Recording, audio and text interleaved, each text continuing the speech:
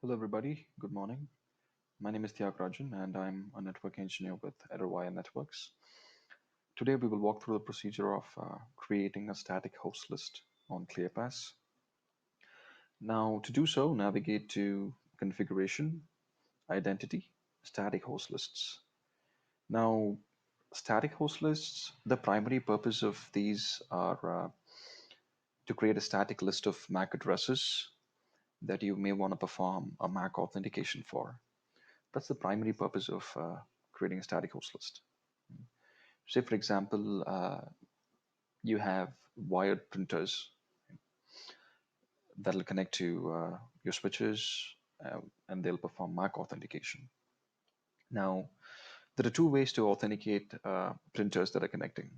You can either authenticate them with just the MAC address of the printer by whitelisting them here manually on the static host list, or if you're profiling the printers, then you can take a decision based on the profiling information like device category, etc. We will discuss profiling in a different video, but so if you've chosen to manually whitelist your MAC addresses on ClearPass, then this is where you should be.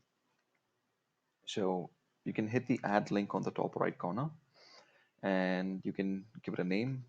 Say, for example, I call this Airwire Printers. Give it a description if you'd like.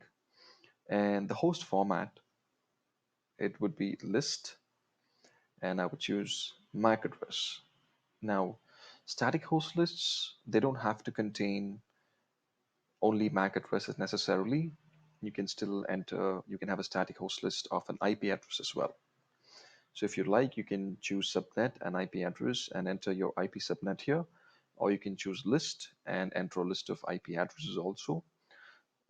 You also have an option to use a regex expression for IP addresses and MAC addresses.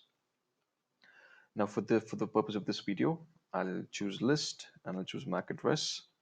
You can enter the MAC address of the printer here. For example, I'm going to enter a random MAC address and say first floor lobby, and I can hit save host. Now I've added this MAC address to the static host list. I can add many more MAC addresses if I'd like, and I can hit the save button. Now, a lot of people ask me if there's a limit to how many MAC addresses you can add. Not really. You can keep adding how many of the MAC addresses you'd like. It's more of a disk space thing, which wouldn't really matter when you just add a static host list thing. I've personally not had any limits. I've seen customers create add hundreds of entries in a static host list, and it still took it. So I don't think you have a limitation on the number of entries you can have for a static host list. So once you're done adding your MAC addresses here, just hit the save button to create the static host list. Thanks for watching.